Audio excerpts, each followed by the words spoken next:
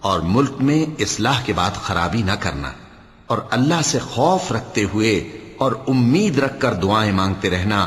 کچھ شک نہیں کہ اللہ کی رحمت نیکی کرنے والوں سے قریب ہے، اور وہی تو ہے جو اپنی رحمت یعنی بارش سے پہلے ہواؤں کو خوشخبری بنا کر بھیجتا ہے، یہاں تک کہ جب وہ بھاری بھاری بادلوں کو اٹھا لاتی ہے تو ہم اس کو ایک مری ہوئی بستی کی طرف ہانک دیتے ہیں، پھر بادل سے بارش برساتے ہیں، پھر بارش سے ہر طرح کے پھل پیدا کرتے ہیں۔ اسی طرح ہم مردوں کو زمین سے زندہ کر کے باہر نکالیں گے۔